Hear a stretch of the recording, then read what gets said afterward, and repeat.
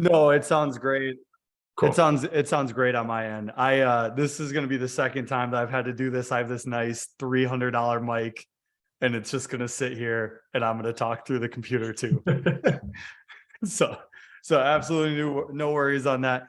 How you doing, brother? Doing good. What you been up to since I guess for everybody that's listening, right? I met Greg actually on a hike in Scottsdale. I can't remember what was the mountain range? Is that Camelback? Oh man, no, it wasn't Camelback. Um, I don't think it was Piestewa either. It was somewhere out in Scottsdale. I don't remember. Yeah. We were hiking somewhere in Scottsdale, but it was a group with Jon Goodman and some other people that had done online training, the online training academy. But haven't been able to get together with Greg for some time. We've talked about doing this forever. So excited he's finally getting on here. It looks like just from seeing your Instagram and seeing your social media that you've had a lot going on. How you been? What you been up to, man? Yeah, I have had a lot going on over the past few months. Two biggest highlights, I would say, probably were preparing to give a lecture at ASU for the National Strength and Conditioning Association. Very cool. This was a regional conference, and the first time that I was going to be one of the people presenting at a continuing education event rather than being in the audience. So that was super cool. That and training for the Guinness World Record for most Nordic hamstring curls in 1 minute, which gets officially confirmed 2 days ago. So I saw that. I saw the post coming in on your story and everything. Everybody reposting that, so that's awesome. Yeah. How was that? Like, let's just kind of go at them one at a time, I guess. How was giving that presentation? What and I think this is important for any coaches that are listening. Anyone that wants to get into continuing education, obviously this was your first, presentation at a larger conference, things like that. What did what went into the preparation? What were some of the things that you did to research for your presentation? What are some of the things you did to practice? And then I guess, what did you speak on specifically too? Yeah, absolutely. So I'll answer that last one first. So this was on a stretching method that I had kind of stumbled upon and realized that maybe I accidentally discovered an improvement to an existing method of stretching. I don't know how technical we want to get here, but feel free. You're good. If anybody's a mix. If anybody's familiar with PNF stretching, so it's called proprioceptive neuromuscular facilitation. It's not quite as pretentious as it sounds, I promise, but it's been studied and proven to increase range of motion more quickly and more effectively than regular static stretching. But it usually takes two people, and it takes a decent amount of expertise to know how to do it properly. So I figured out a way to do it by yourself that is much simpler. And so that was the topic of my presentation. Very cool. And I love that too. I've used a lot of PNF when I was working at Lifetime Athletic. We did a lot of that. When you get done working with an athlete, you put them on the table. And kind of for people listening to some of the general way, PNF stretching goes is like, I apply pressure to the opposing muscle group to get the muscle group I'm looking to stretch to turn off, so that when I, return to stretching that muscle, kind of allows me to get into the range a little bit more. What did that look like then for you? So what did you kind of present? What were some of the stretches? How did you go about doing that? Yeah, so that was a great summary. So basically, the way that I presented was primarily around a discovery I made doing the couch stretch. You familiar with that one? Yeah, like the Kelly. Yep. Put your back leg up over up against the wall or on the couch. Try to keep your torso upright. Very, very intense on the quads and hip flexors. So the method I discovered was that while you're in that position, if you just repeatedly contract your glutes, then the range of motion not only increases in that same session, but if you repeat this day after day, you can see a noticeable difference in a matter of weeks. So with this technique, I had previously really struggled with the couch stretch. Like I couldn't get my torso anywhere near to upright without sweating, without swearing from how Sure. uncomfortable it was. Sure. But Prying yourself into the position and yeah, exactly. So I figured out this technique of the repeated glute contractions because yep. usually they tell you to just try to hold a contraction for as long as you can. Yeah. But Yeah. so with the repeated contractions, I was able to go from really struggling to get anywhere near upright to be able to touch my my shoulders and my back to the wall behind me That's wild. in less than a month. So I was like, okay, there might be something to this. So I Sure. started experimenting with it with other stretches, and I Yeah. eventually called it the repeated antagonist contraction method, where Wow. whichever muscle that you're stretching, you repeatedly contract the antagonist muscle or an antagonist adjacent muscle, because the glutes aren't strictly Sure. an antagonist of the quads, but they're close enough. And Yeah. Yeah. when you do that, usually for sets of like 30 to 50 reps of Yeah. Like contraction, little contractions in between. yep, Yeah. you Okay. can do them nice and fast. And so when you do that over and over again in the matter of 2 to 4 weeks, you can see a massive increase in the amount of comfort you have in these lengthened positions. Sure. Sure. And yeah, and so one of the other benefits is that by positioning it as reps instead Yeah. of time, Yeah. adherence seems to be better, because a lot of times people who are used to being super active, like whether they were athletes or military or Yes. construction, the idea of stretching just seems so boring. It's like, oh, I Yeah. got to get in here and hold this position for 2 minutes. Like that sucks. I Yeah. don't want to do And that. typically athletes, right, just not as flexible, in Very certain often sports, not. right? Yeah. Yeah. So this can really help, and the benefit from the increased ability to tolerate tension at length. I'd love to get it studied in a lab setting Yeah. someday to see if that could lead to decreased risk of soft tissue injuries. Um, Sure. so I had a lot of positive feedback from the presentation. Yeah. Still in touch with a few people who I met who are starting to use it with their clients and Very cool. looking to see how we could test it. So yeah, it was a really, really cool experience. Yeah, that's awesome. So like when you were writing up your materials for that, so the topic's super cool. Like I'm very interested in learning more about that. I feel like I understand some of the posts that you've been making too. Yeah, I saw you make some posts about that, kind of like leading up to that. That for sure. makes so much sense now. What did you go like? And I think that kind of more for coaches here, I guess, on this question is, how did you go about planning for that presentation, right? Because for most people that, that don't know what happens when you do a presentation, right? You did your lecture portion. I'm sure you did a practical I portion of did. it too. I did. Yeah. So Yes. what did that look like for you? How did you go about divvying up how much time you're going to spend in the lecture, how much time you're going to spend in the practical? What were the major focal points you wanted to highlight when you were doing that? Yeah. Well, so first of all, we still have to get together for a workout so I can show it to We you in person. do. We do. But so I came up with a general outline for the method. Like, what Yeah. is it? Sure. What are the underlying principles behind why it works? Sure. How is it different from what already exists? Yeah. And how do you do it? So Right. then I annoyed some friends and family to repeatedly let me practice in front of them so I could Yeah. time it, get the nerves out, do all that stuff. Sure. Um, I realized that I came to that took about 20 to 25 minutes. Yeah. Figured there'd be maybe 10 minutes of questions afterwards. So I applied for an hour-long spot with the Sure. NSCA for the presentation. Yeah. And then I had a list of 8 different stretches we could do with it. And I said, we'll just do as many as we can get time Sure. for. Cool. Because I was assuming a lot of times with practical, people are tired or they don't want to leave the room, or people would rather grab coffee or get something to eat. Like maybe not that many Sure. people would be interested, but luckily it turned out out of the around 150 people were there, I would say at least 100 came in to try the methods Very cool. themselves. So that was really cool. So we ended up getting through quads, hip flexors, hamstrings, and calves. Those were the 4 that we had time for. Sure. And those are some of the 4 biggest ones in terms of areas people tweak and strain anyway. So Yeah. it's one of my favorites to use. Yeah, that's really cool. And I love too, it must have felt good to be at a conference, right? Because it's kind of, depends on where you go, right? To go somewhere where people actually want to learn the practical application of things versus Totally. just sitting there taking notes. And, it's one thing to put it out on paper and give a lecture, and it's another to be like, no, like I'm going to walk you through this. This is how this works. You can feel it, you can do it. Now you can bring it home with clients. Did you get, you're saying kind of like you prepping for it, did you get nerves?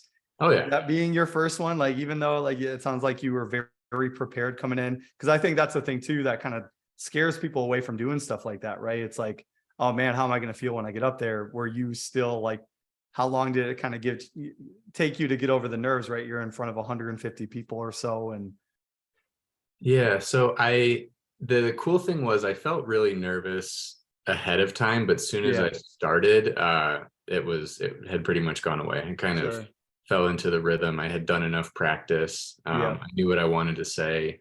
And so one of the other cool things was the night before they had a dinner for all the speakers, sure, and somebody who was there who had spoken hundreds of times in different countries and all over the place. yeah, He found out it was my first one. He was like, just remember, you're the expert. People are here to learn from you. They want to hear what you have to say and enjoy it.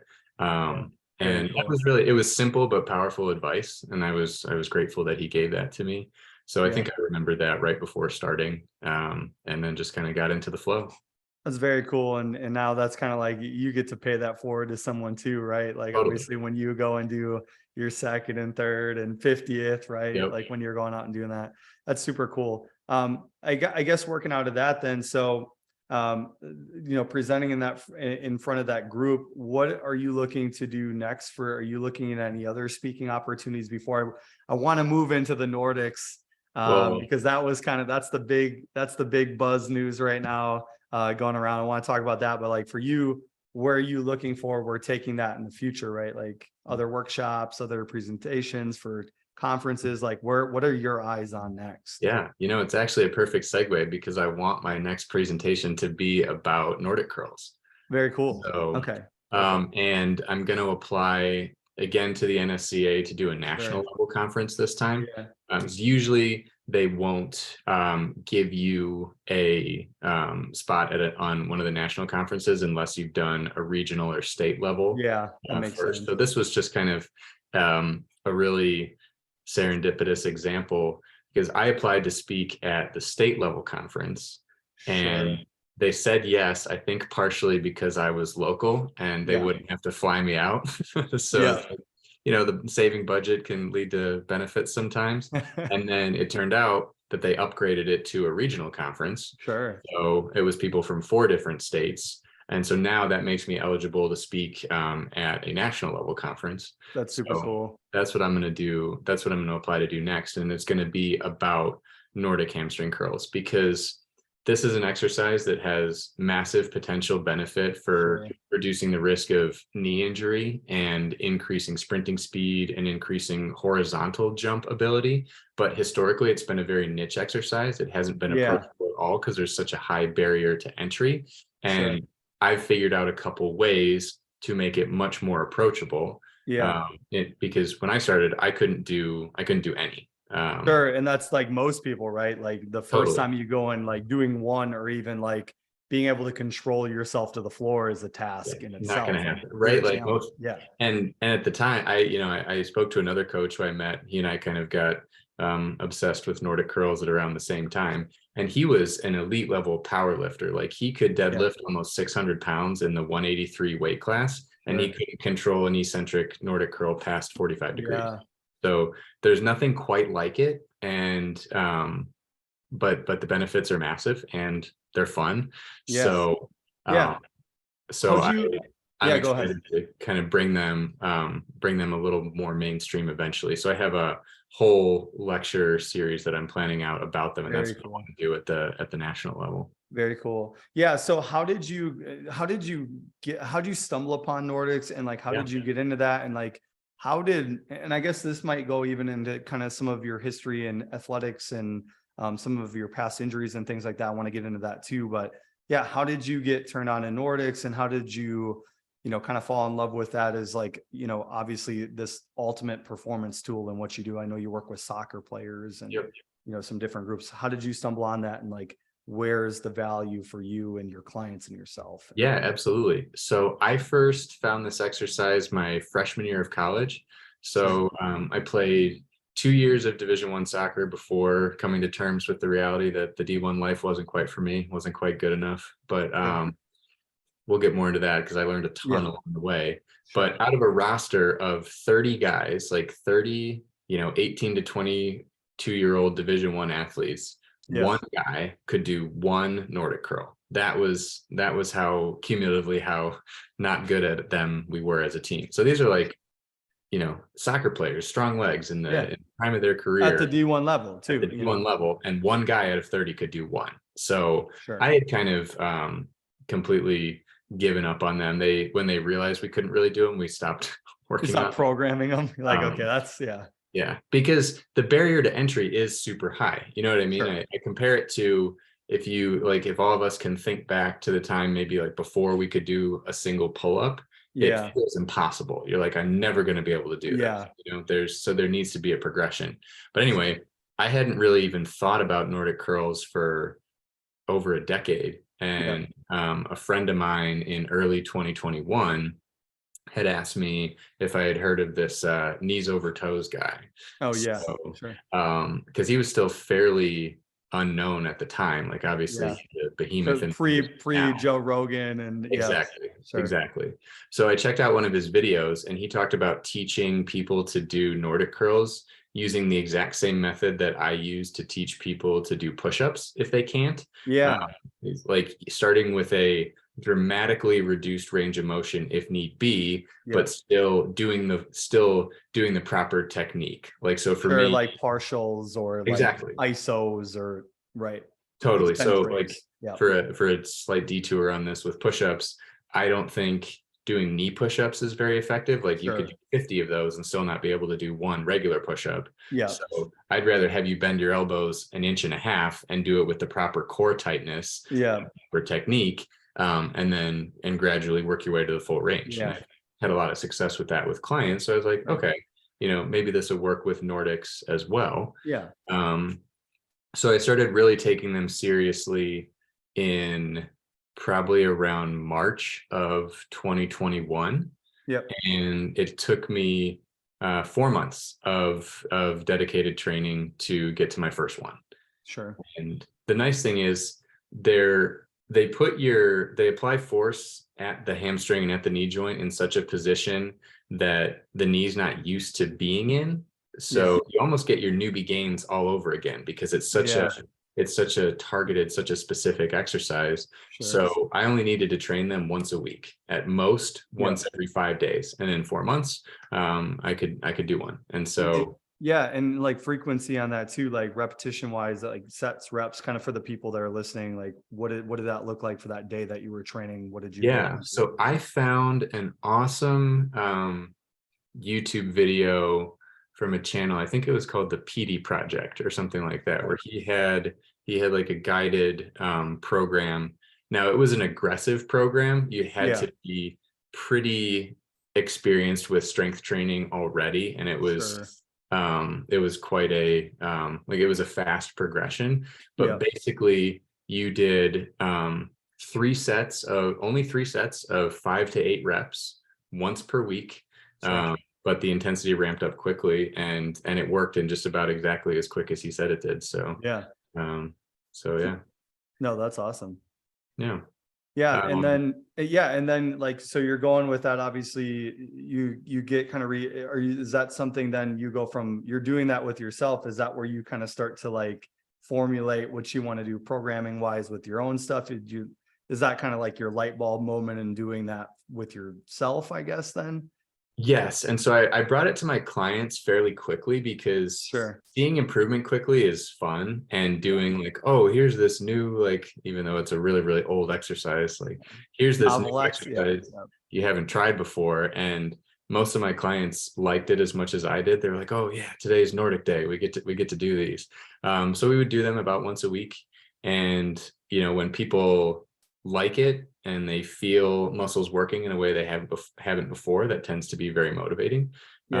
So getting to not only try it out on myself, but on other people of various experience levels is really was really beneficial for the stuff I learned about the exercise, because I could observe a whole bunch of people go on their own different demographics probably too, right? Because you work with like a mix, right? Like you work with athletes, but you have like some Gen Pop clients as well too, or yeah. So my Very cool. my in-person stuff is getting a lot more targeted these days, but at the Yeah. time, my youngest client was 13 and my oldest client was 78. So Yes. it was quite a range. Sure, sure. And then what did you like for you, from a progression standpoint, kind of going back to what you're saying, is like you found a way to basically get a 13-year-old and also, you said 78, like right, how did you go about doing that? Like what did your progression scheme look like?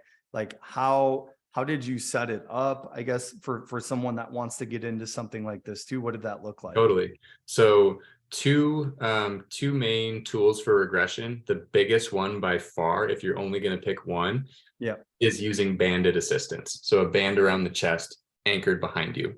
Yep. Because the problem, and this goes very well into what I talked about with my lecture, is when you get to a point where you can no longer control the eccentric, your hamstring muscles just shut off, right? Sure. Like it's a signal. Yeah, protect him. Yeah. Exactly.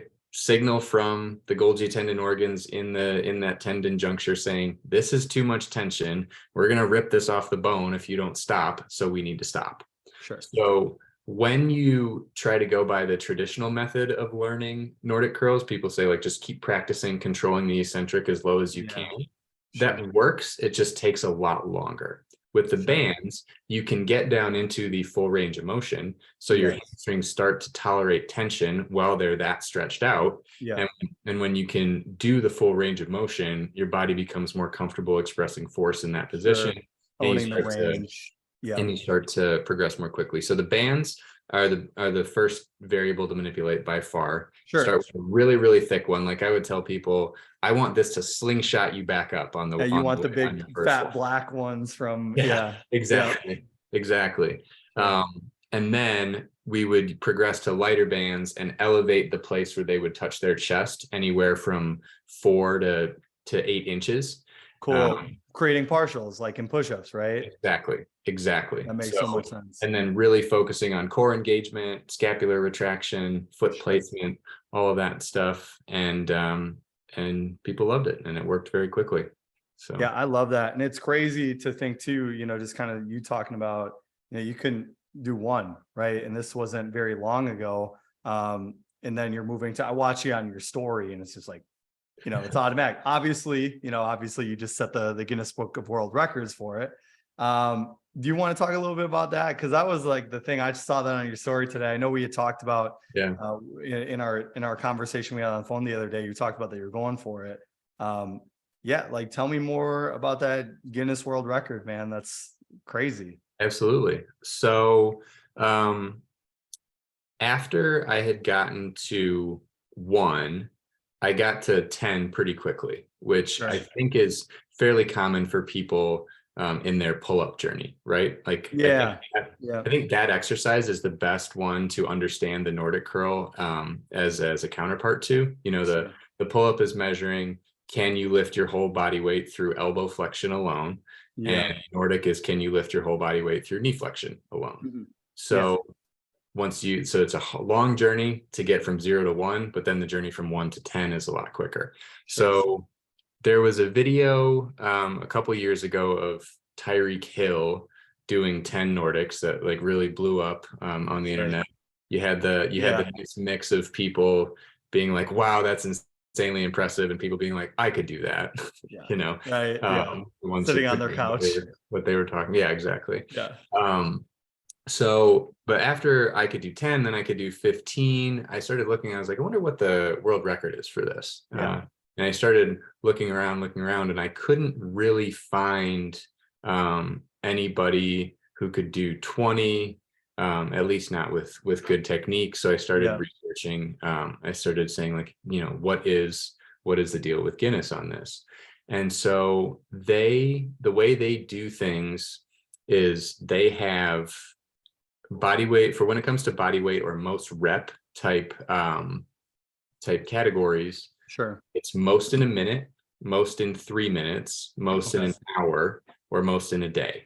And so they do that because I'm sure you've probably had the experience of being in a push-up competition and somebody's like, dude, you can't rest at the top like that, or you can't, you can't do this. There's got to be a time constraint. Yeah. Exactly. So Guinness is like, screw all that. We're going to make it time-based. You can take as much rest as you want, but if you take much rest in a 1 minute or 3 minute category, you're not going to get the record. And then for the hour in the day, it starts to become really strategic. Yes. So so for example, there was a guy who set the world record for most pull-ups in a day. He did 5 a minute every minute for 24 hours straight. Who was that again? I feel like I saw that. Was someone associated with David Goggins or Cam? Probably. That sounds right. Yes. Yeah. So so I went through this long process with Guinness on like a back and forth of turning this into an official category.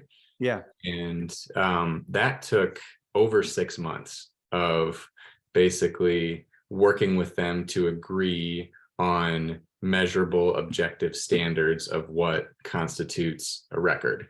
Sure. So after all this happened, I could literally say I got Nordic curls added to the record book. That's very cool in itself. Yes. So this is the thing, is like, once it gets a decent enough attention, someone will probably break it. But I'm at peace with that, and this has been a fun experience anyway. So well, I'm sure just to like have that story, right? That just coordinating that and what went into that too, by the way. Like, what did you like? Did you just have to basically show like, hey, this is what constitutes a rep, this is what it needs to be done on? Like what did that? Yeah. So when I first applied, they rejected it. They said this isn't standardizable enough, because the way that most people were doing them was starting at the top and then going either to touch your chest, or the harder version was touching nothing and popping back up. Yeah. And they said this is too hard to standardize a range of motion and to come up with an agreed upon hip angle of what constitutes a perfect rep. So I took that feedback and was like, all right, how can we make this really, really strictly measurable? So we changed it to, you have to start flat. You have to, in the process of popping up, you have to start from the bottom. Yep, you start from the bottom. Okay. Just like a pull-up. I was like, we got to make, this is basically the lower body pull-up. Let's make this as close to pull-ups as possible. Sure. You got to start from the bottom. You got to keep your hands behind your back to avoid using excessive arm momentum. Yeah. Because I think with the pull-up stuff, they don't really let you do a kip. Like kicking your legs.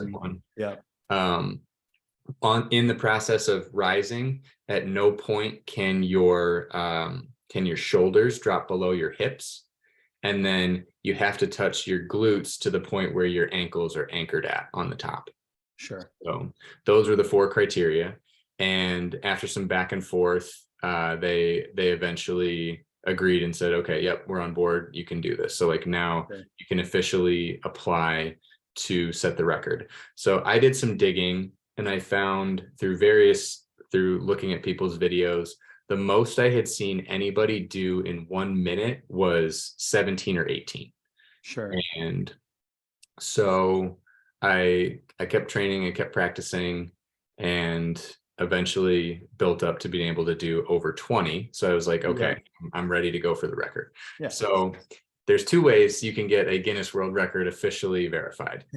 Yeah. First one is you can pay somebody from Guinness to come out and instantly verify it and say that like, yep, you did it. They give you your certificate the day of and all that.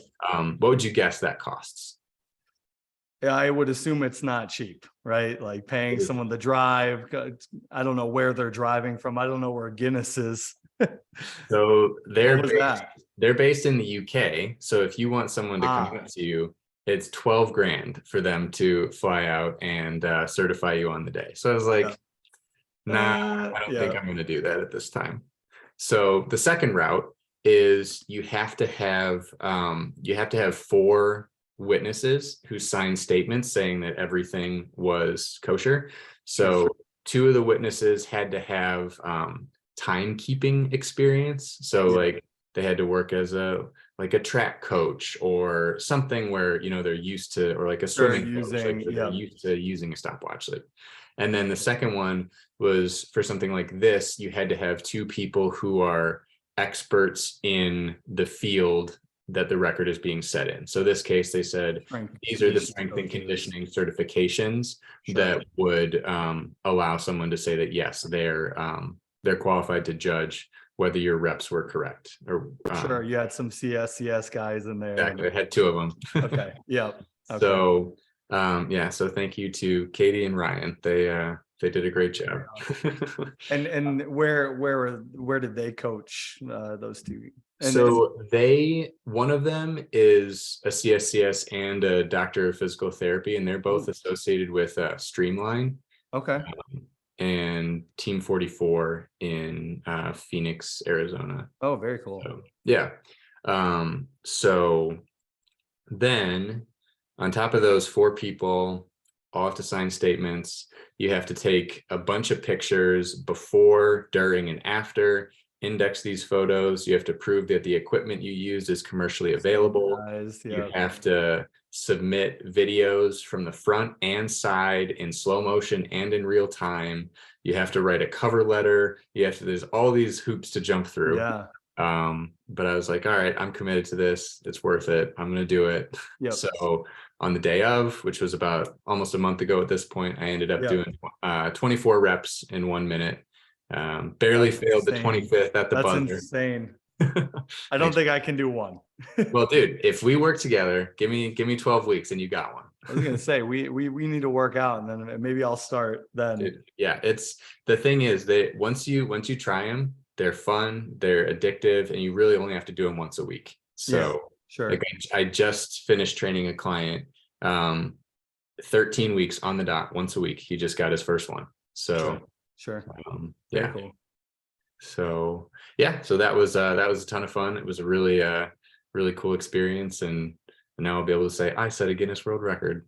Very cool. Like, what do they? And then are they gonna like send you your kind of plaque or like certification thing? I get a fancy certificate at some point within the next month. We'll see if it survives the journey across the Atlantic.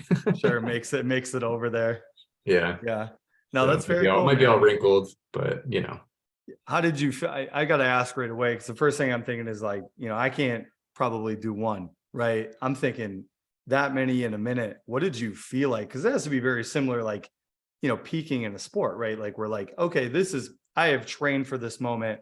Now this is the time. This isn't programming anymore and training. This is like, I just let loose. This is everything I got in the tank. How'd you feel? Could you walk? Like, was that like? I could walk. It was probably on adrenaline. It was a little surreal once it was over, because it was like, man, I've trained for this for a year, and I had my initial contact with Guinness was in the first 2 weeks of January of 2022, and so the official attempt was in mid-December.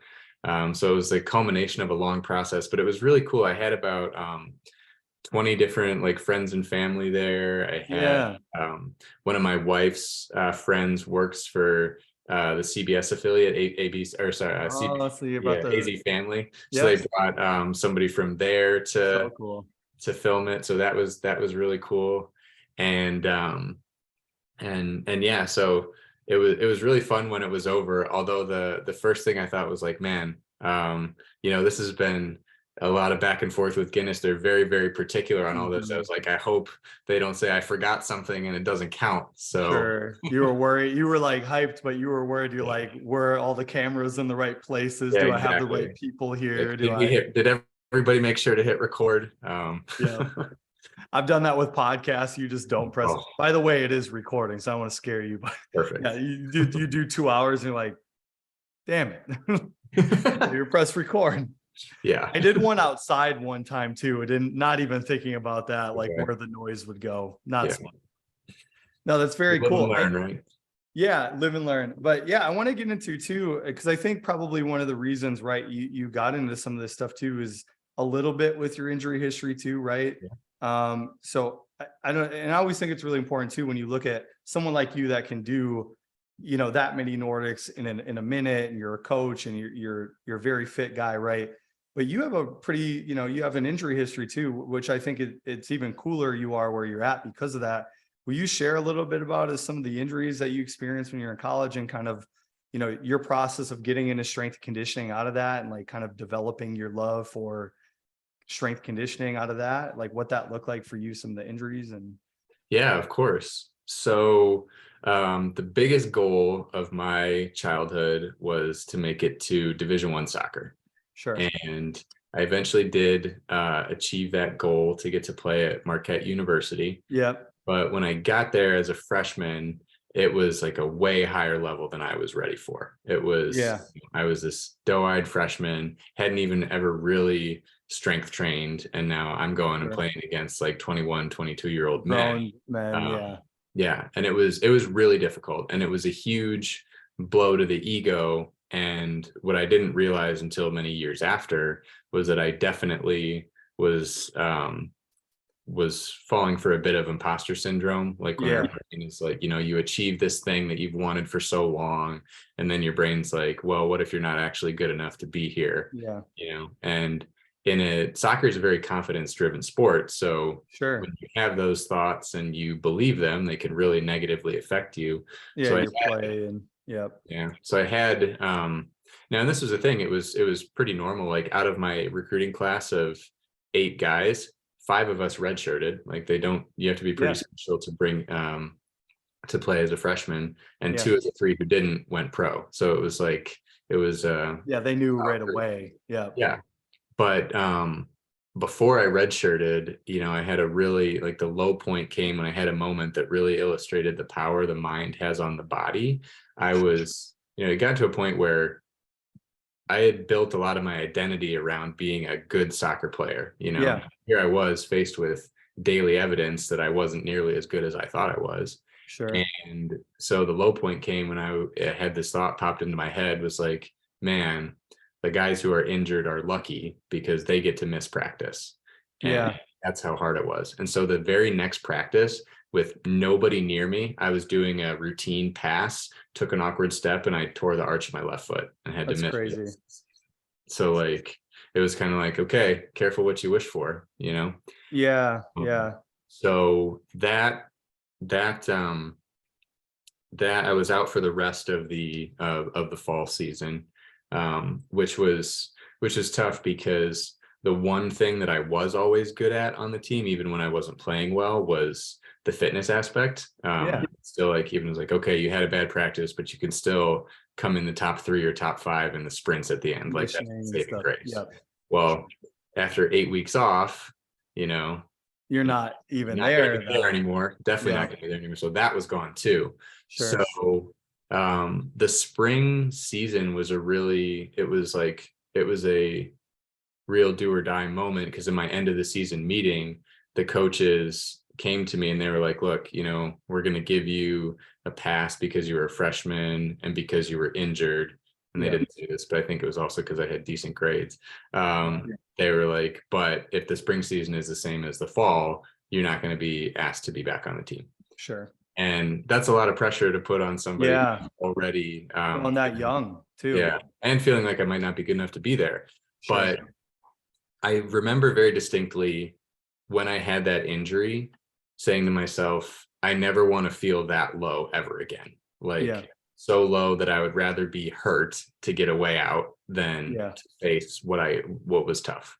So spring season, worked my ass off, got a real weight room experience for the first time, which was awesome. We got a true off season in a totally. And we were really lucky there at Marquette from a soccer standpoint, because we didn't have a football team. Like, it was a basketball school, thanks to Dwayne Wade and history, and even before that, Wes Matthews and all those. So we got the full attention of the strength and conditioning coaches during the off season, because basketball was the only other sport they had to deal with at that and they were in season. So we had a fantastic crew of strength and conditioning coaches, and throughout the course of the spring season, I put on about 15 pounds of muscle. Like, I felt fat. Put some armor on your body, and exactly. And so that led to some confidence, started playing better about halfway through the season. The coaches were like, look, we've been really impressed by the work you've done. Like, we don't want you to worry. Your spot on the team for next year is secure. So that was a huge relief. Yeah. Got to play in some games in the spring season. That was really fun. Yeah. And by the time the fall season rolls around, I knew like, okay, the guy who's ahead of me in my spot, he's a senior. Like, I'm probably not going to get any minutes, but thanks to redshirting, I still have 3 years left. So this will be good. Once the season was over, like kind of between me and one other guy to position ourselves as for the starting role. And during practice, I went up for a header with somebody who I probably had no business challenging in the air. So he was bigger, better, and stronger than me. We collided. My spine is twisted in the air and I land hard on my tailbone on the ground while the spine is still in that in that twisted position. Yeah. The sports medicine staff there, which is normally really on point, super like overly cautious, they thought I had strained a QL muscle. Kept playing for a month and got to a point where I couldn't walk after practice and was like, hey, we need to get this checked out. And I found out that I had 2 fractures in my back. So L5 vertebrae broken in 2 places. How long did you practice before you finally went in and got that checked out? Almost 4 weeks. Oh my. So yeah. So probably made it a lot worse, to be honest. Yeah. And so at that point, I was facing 6 months on the sidelines and I was like, you know, it's probably not going to work out at this school.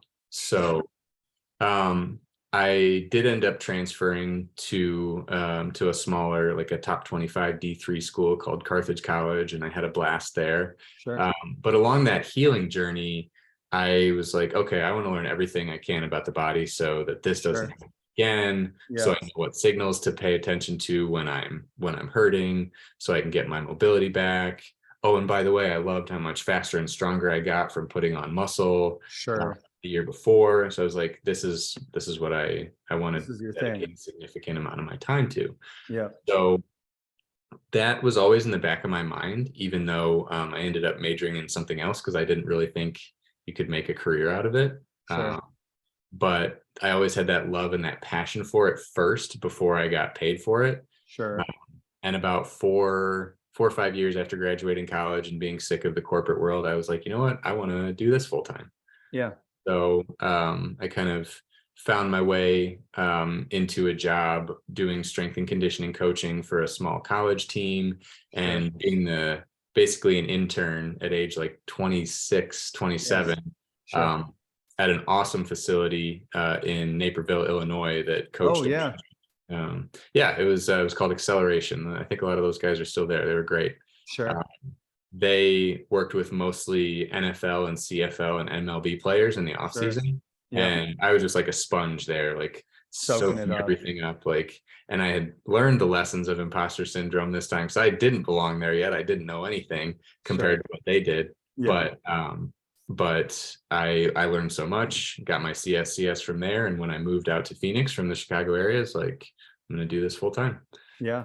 That's so cool. And then how long have you been in Phoenix? Because I guess I kind of didn't even ask you that when we were hiking. Oh, good. How long have you been in the Phoenix area now?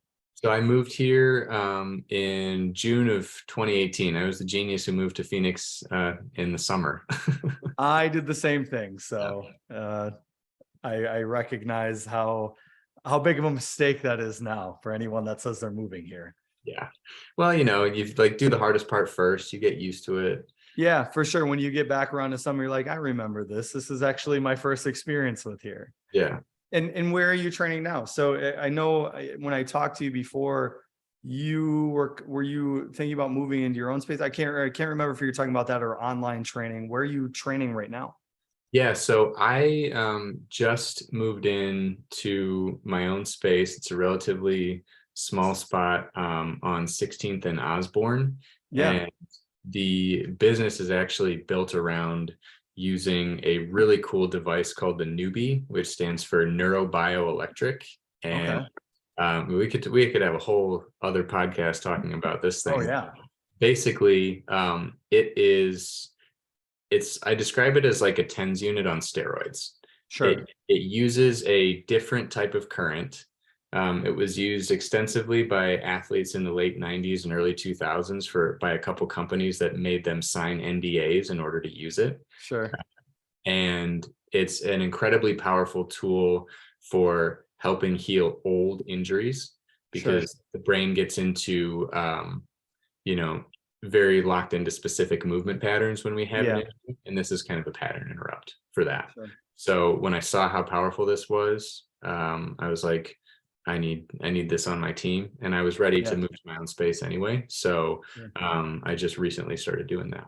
Very cool. And for you in your setup, I'm always interested in this too, because obviously now me and my business partner, we started an equipment and design company. For you, like what do you look for when you started that facility?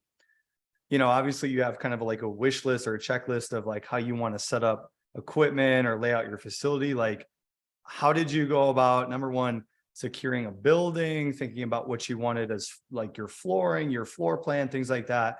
For anyone that's listening that may be thinking about starting their own spot too, maybe sharing some of the barriers involved and some of the legal things you might have to get into to do something like that.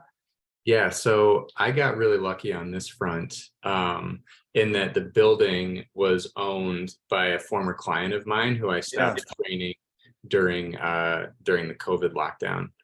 And she was kind enough to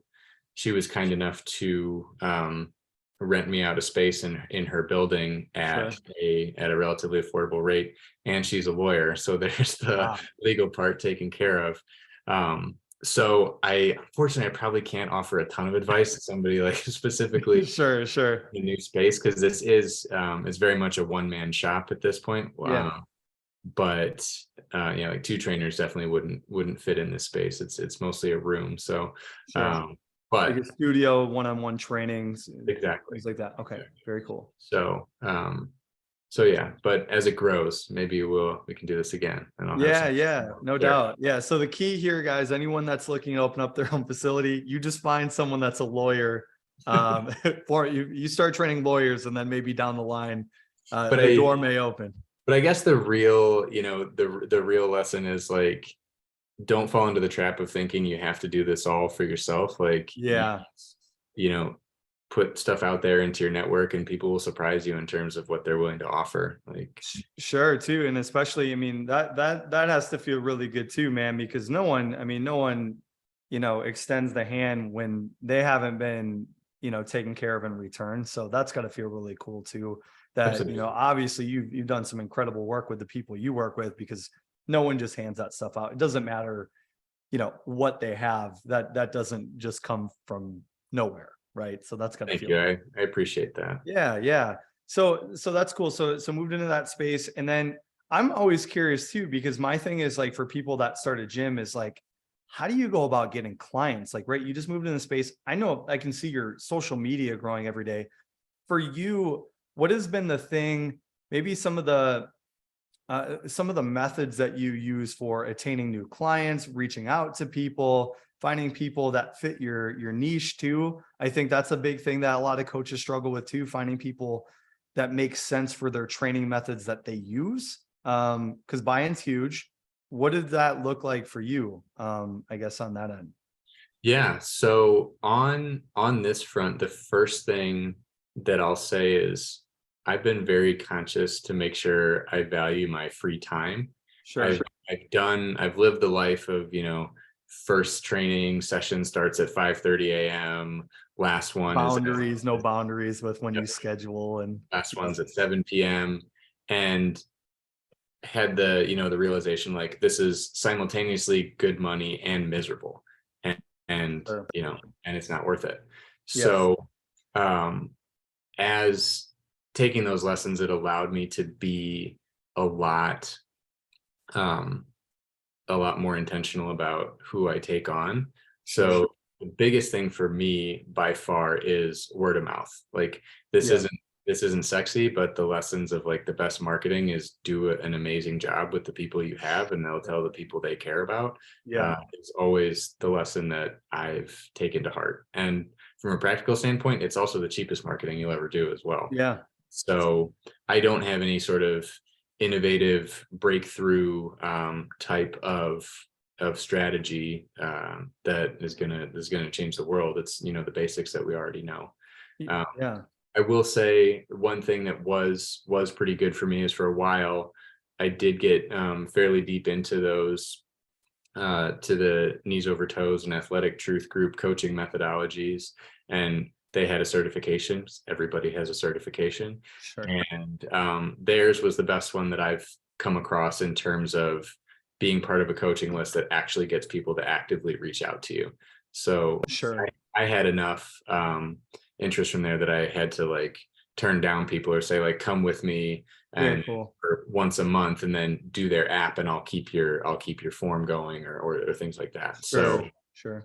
if you can find a coaching group who is, they are philosophically aligned with you and they have enough traction to actually send you clients, that's an Sure. avenue worth exploring. Yeah, like groups too that are action based too, right? Like, I mean, I'm sure other groups, right? You can get a lot of keyboard talk, but if it doesn't really translate into, hey, we're gonna go train eventually, that makes so much sense, and that's cool. I'm glad that that worked out that way for you. I think that is a really powerful lesson for anyone listening too. Like, just do a good job. If you do a good job, people will go tell their friends and their family and the people they care about, because when you get good results and you like hanging out with someone and they get you where you want to go, that's you go tell people.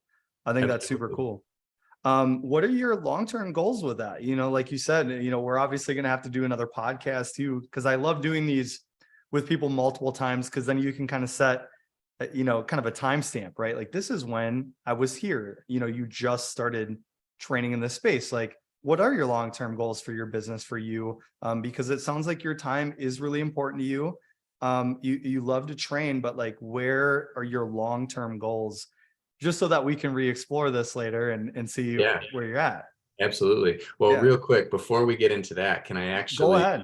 share something that you reminded me of? Yeah. So I still remember on like when we met on the hike, you had told me about how you'd done the podcast episode with Jon Goodman, Oh and yeah.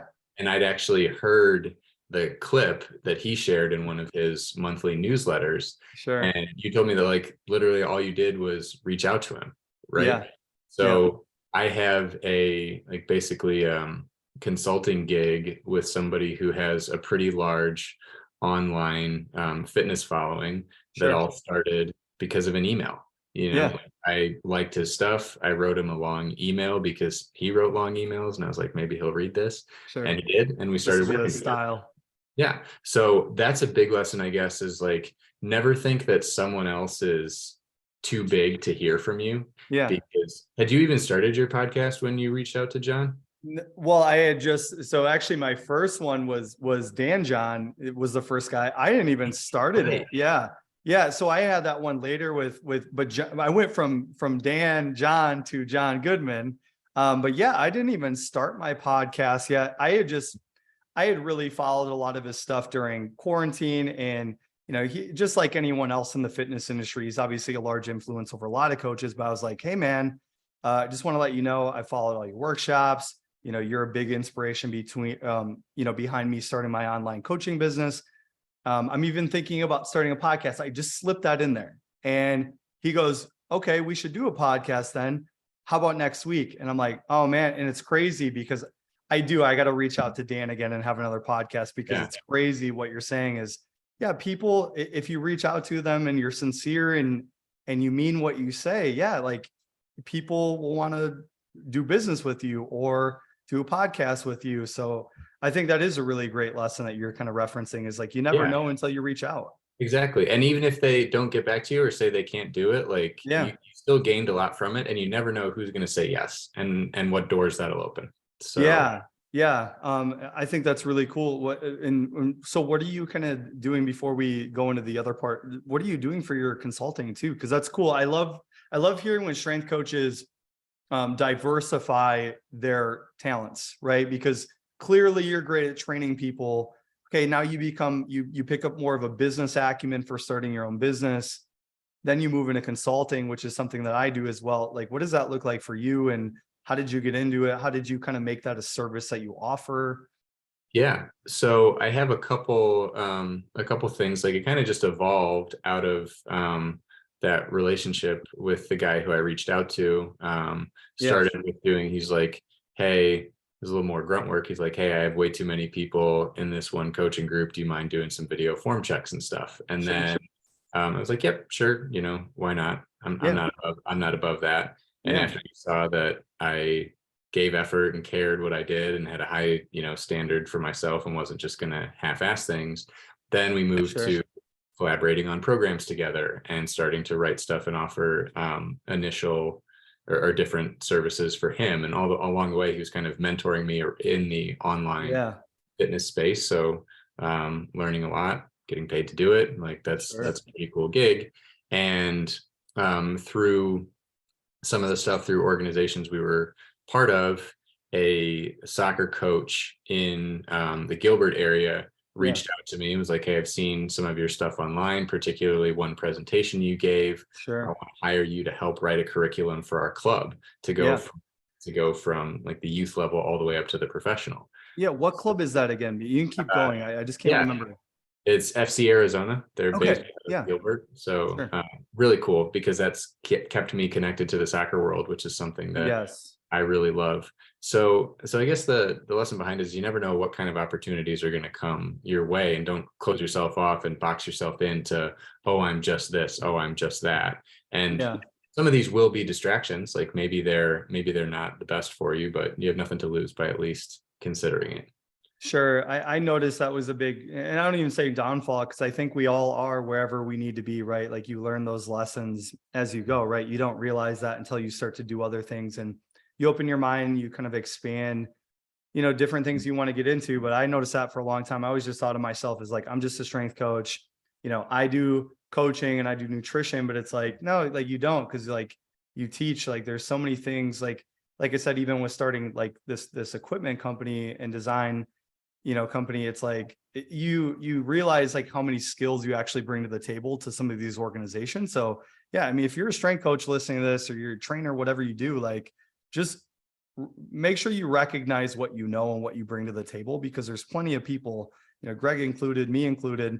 There's plenty of extra opportunities to make more money, to collaborate with better professionals, put yourself in a better space, and give yourself leverage too. I noticed that too. I'm sure you feel that way too. Is like, Yeah. when you're dipping in a bunch of different pools, you're not relying on one source of income from the gym, or just doing consulting, or just, it kind of gives you some leverage in that situation too. Exactly. And people Exactly. want to surround themselves with people that have their hands in a bunch of different stuff too. At least that's been my experience. 100%. And now, real quick, would you, Yeah. 2 years ago, would you have imagined yourself at the head of an equipment company? No, it's really weird how it even came about. But I think, yeah, I think, obviously I just thought of myself as, I just do training, I just do nutrition coaching.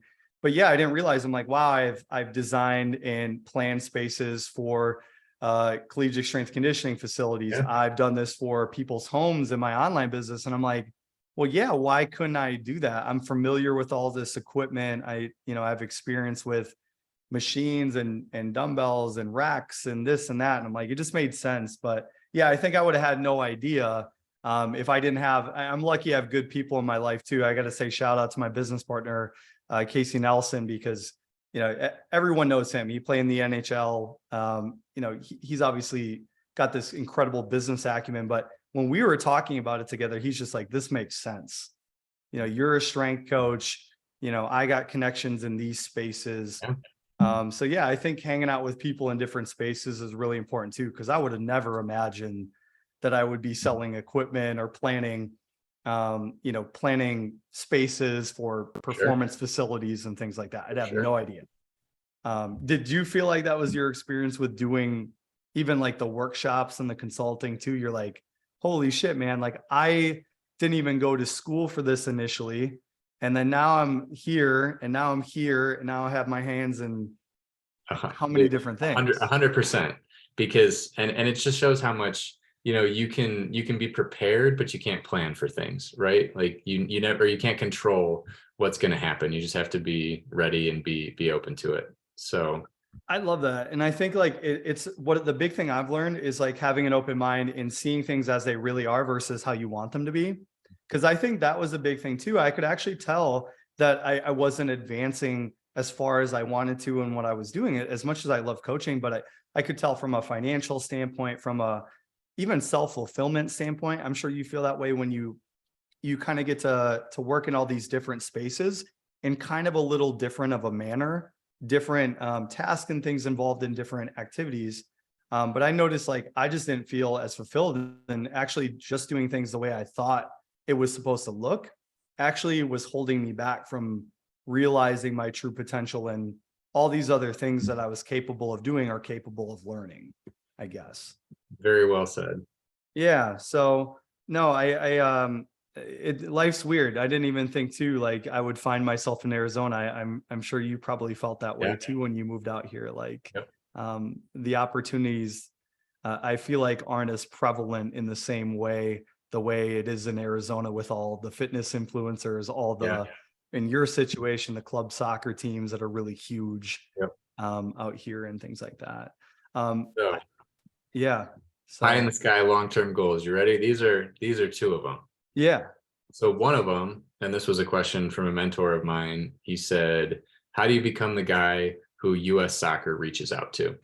yeah, Because I think there is a huge potential for a revolution in the way soccer players are trained in particular. The sure. sport by nature is very conservative, very resistant to change. Yep. And there's a lot of fantastic areas for improving this, bringing it into the modern era. And that's something I'm very interested in Sure. and passionate about. And then the second one would be, so I had a couple of profound experiences last year with homeless people outside of a gym that I worked at. Sure. And one of them had asked, like, is it okay if I come by a couple times a week and shower? And if it had been my spot, I would have said yes. Like I felt very called to, but it didn't feel like Yeah. my decision to make. And I didn't know if the business owner would be okay with that. And it just didn't. Yeah. And so I had kind of this vision, like this long-term dream pop into my head of creating a gym that could be catered towards homeless people. Now, this would be a nonprofit, obviously, but one of the things that I think is so powerful about strength training is there's fewer visceral examples of this thing used to feel impossible and now I can do it. Sure. So what else might I be capable of? It's Yes. it's an avenue for getting back self-belief, dignity, all of this. And Sure. so, in Arizona in particular, like you've seen, like certain parts have a very we don't do enough Yeah. to solve this. And this wouldn't solve the problem. It would just be a place, it would be a resource. And I Yeah. have a lot of thinking to do what this would actually look like. And it would require either a lot of nonprofit funding or me to become very financially successful in order to fund the thing myself. Yeah. But that to me feels like something that should exist in the world. Sure. And if I can play a small part in that, that would be a gift. I think that's super cool. I actually think of when you brought that up, I thought of the documentary that I watched on Netflix the other day. It was called Stutz. But he Okay. talks about that. Like most people don't look at, working out and exercising and getting fit through the lens of mental health. They always look at it like, I need to look a certain way. I need to perform a certain way, but they don't think about, they actually reference like he's a clinical psychiatrist, Okay. the guy that's doing the documentary, but Jonah Hill is actually his client. So he asked me, he goes, when you're working with someone and they come in, they're depressed and they're really down and out on life, right? How much of them getting out of that is just, moving more, eating better, sleeping more, how much of that is just that stuff? And he's like, to be honest with you, 85, to 90%.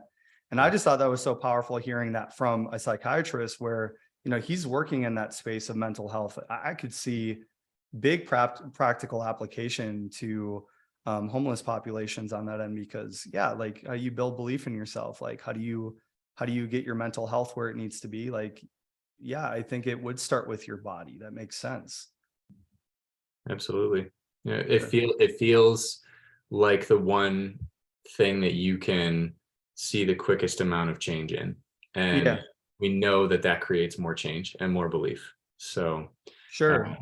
yeah, I love that too. I love that too, thinking about like what a gym does too. Like I'm sure you've experienced that on the end of networking, obviously, even with your own business, right? When you're in a gym, just like brushing shoulders with certain people, it opens up new opportunities. People collaborate, people talk. So yeah, I could see that being a really nice idea. Like, I appreciate that. yeah, So yeah, with yeah, both of those things, like they're like I can call them pie in the sky because they're kind of soft goals. Would be cool if they happen. I will yeah. see how where life takes me in terms of. Sure. Sure. What and I guess for coaches too, aspiring for big goals like that, like that's a huge goal. I feel like you give off this energy that like you're gonna find a way to make that happen. But for you, how are you going about making yourself that guy that US Soccer would reach out to? What's that checklist, and like daily, weekly, yearly, what does that look like? It's a really good question.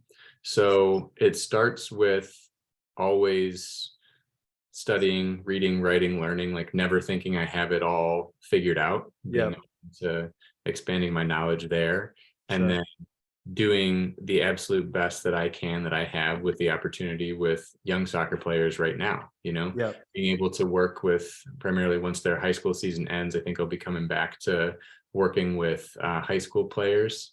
Yeah. Um, and they're some of my favorite age groups to work with Sure. because they're really malleable at that age. They want to be there. They're excited. They Yeah. haven't accumulated too many bad habits in terms of sitting and whatnot Sure. yet.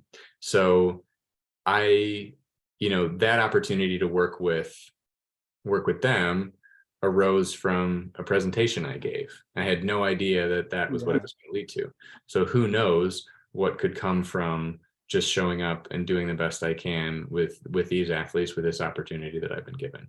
So Sure. so if that leads to, somebody else and reaching out and being like, hey, do you want to take this to a more professional level? That would Yeah. be that would be super exciting. But I don't want to focus on that so much that I lose sight of where I already am. Yeah. Lose sight of the process, lose sight of like wherever, kind of what I was saying, right? Like, it sounds like you believe that too, is, wherever you are right now, it's exactly where you need to be for your development as a coach, as a person. Kind of every step is preparing you for the next thing that you need to do to get to that ultimate goal. For sure. Right. And you can always learn from where you're at. Yeah, and I actually think something that's really cool, hearing about how present you are with the people you're working with currently, is for people that don't coach.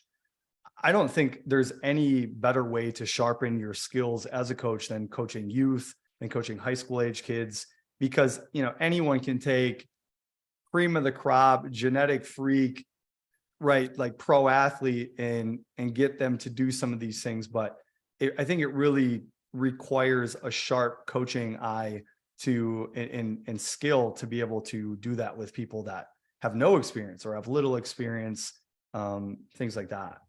Yeah, I think you're totally right. And from the language standpoint too, like Yeah. you almost have to speak a different language with your professional or your fellow professionals. And if Yeah. you go to a 10-year-old kid and you're like, okay, I need you to eccentrically load your hamstrings on this one, they're gonna look at you like, what?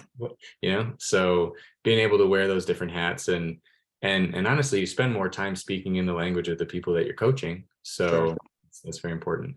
Yeah, I like that. And you kind of talk, I feel like too, with younger athletes too, you're just speaking to the benefits more, which I think is a very good thing to apply at any level, right? Like people just want to know, even at the pro level, right? Like people want to know where this is going to take them. They don't really care the way we do, like the way we're passionate about the research, the way we're passionate about, expanding methods, and bringing them to our peers. Like, the person you're coaching in front of you is like, I want to play at the next level. And Exactly. so I think working with younger athletes allows you to kind of bring yourself down, and you're like, okay, yeah, I need to speak to the benefits of why they do this, Yep. In most common language possible.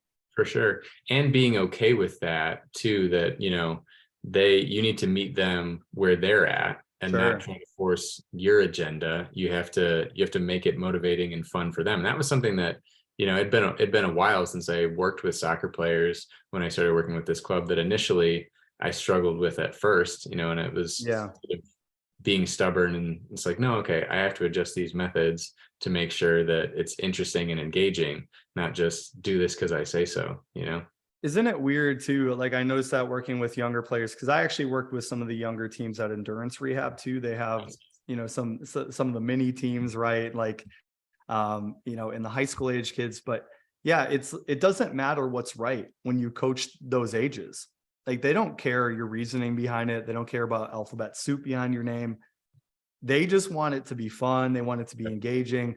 And so you have to almost like trick them into doing the shit they don't like and mixing it in with stuff that, like, like, yeah, I wouldn't program doing crunches and stuff like that, maybe to increase your performance necessarily, but God, if it keeps them engaged, I don't care. Right. Exactly. Right. We'll do some bicep curls at the end, whatever we got to do. That's really cool. Before I cut you loose here, I do want to talk about your meditation retreat. I do think that was when I saw that 8 days in the dark. Yeah.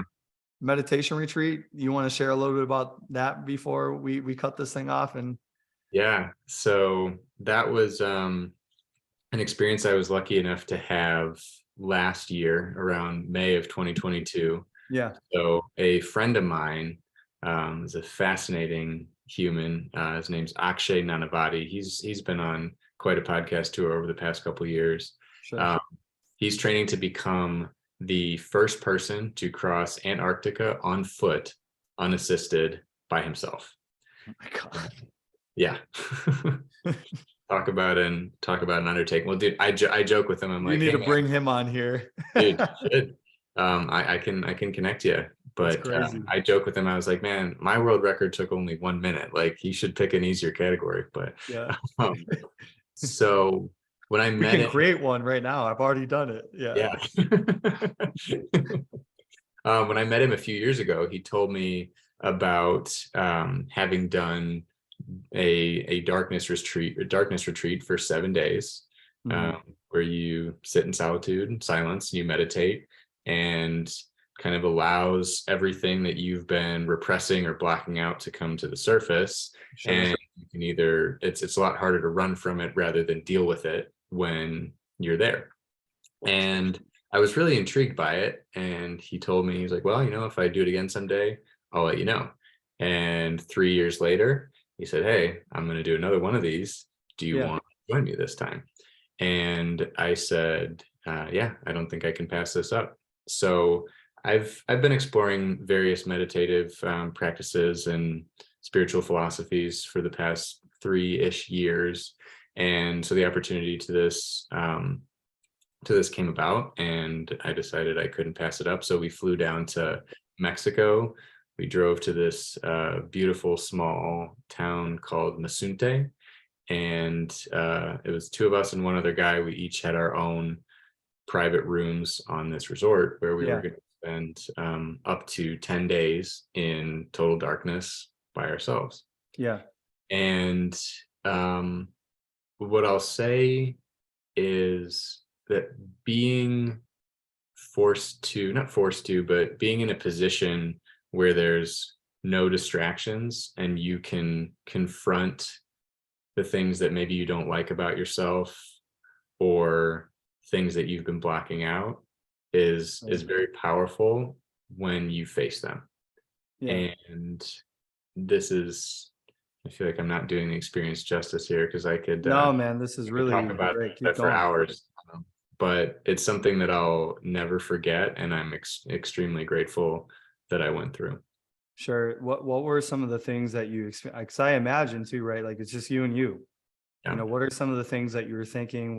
And you don't need to share anything you feel uncomfortable sharing, but Yeah. what are some of the emotions you're experiencing? What are some of the thoughts you're thinking of? Like, where's your head going? Did you have periods of, like where you were scared, where you were really anxious? Like, what did that look like?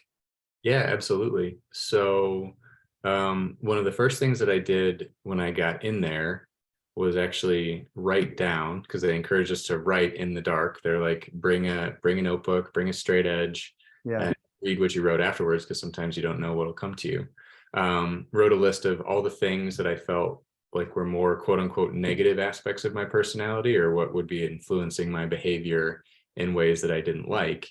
sure. And interestingly, all of them kind of came up as a theme in different days. Yeah, And at the end, about halfway through, I'd had a couple very powerful experiences of love and gratitude mixed with some fear. And about halfway through, I had felt like, oh, I'm over this. I don't want to be here anymore. Like this has been good, but it's also hard. I'm ready to go home.